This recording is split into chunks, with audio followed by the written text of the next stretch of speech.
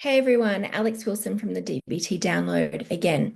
So, I'm going to talk a bit more today about dialectics. In a previous episode, I talked about dialectics that can happen inside of us. So, when we're in an internal battle with ourselves. So, if you haven't heard that episode, just go back. It's called Dialectics. What does that mean? So we can have these sort of opposing views within ourselves that are battling it out and can keep us stuck. But there's another type of dialectic that can happen really commonly, which is where we get stuck in extremes with another person, right? In a relationship or an interpersonal interaction where we are sort of at odds. We're at opposite ends of the extremes in our views. And it can obviously cause a lot of conflict, right? So I want you to think about if you've ever met somebody who is so rigid in their position, in their view about something, that it feels completely impossible to reach any middle ground with them. Yeah. And if you've ever experienced that, you know how unpleasant and frustrating that can be. And now reflecting on whether you've ever been in that place where you've been so attached to your view about something or a situation that nobody has been able to convince you to shift even a little bit to see a different perspective. And maybe that caused some problems.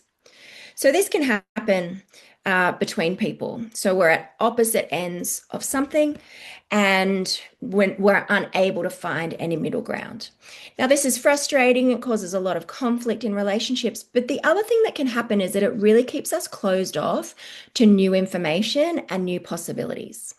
So if I'm holding on to a view so rigidly, like I'm 100% right, you're 100% wrong, this is just how it is, I'm not open to a different perspective, new information, a different way of thinking about it, maybe a different experience that somebody's had. And I'm not open to new information, which might actually help me soften and move out of my extreme just a little bit. And if I'm able to soften and move out of my extreme, that means I'm going to be much more skillful in relationships, in interpersonal interactions, and in resolving conflict, right? Let's think of an example.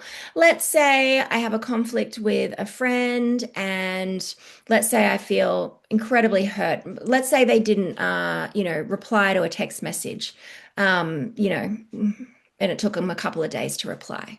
And I feel really hurt by that and really ignored and all that sort of stuff. Now, if I held that position of, well, you've been awful to me, you must not care about me, righty, righty, rah. If I'm unable to see any other perspectives there, I probably end up having to end that relationship because I can't see any other way out, right? I'm convinced that my perspective, which is they don't care about me or they're a horrible person or they're insensitive or whatever, that that's 100% right. What I'm missing there is a different perspective. Now, if I was able to see their perspective, so this is how we think dialectically. I'd start by saying, well, what's their perspective? Right? Now, I don't have to agree with their perspective. I just need to understand what it is. I need to be able to see the kernel of truth in their perspective. And so their perspective might be something like, I read the message and then I totally forgot. Or, I'm really bad at responding to messages, or something important came up, or, lots and lots of different things that could be their perspective. None of which may be, well, I just don't care about you and I'm a selfish individual, right?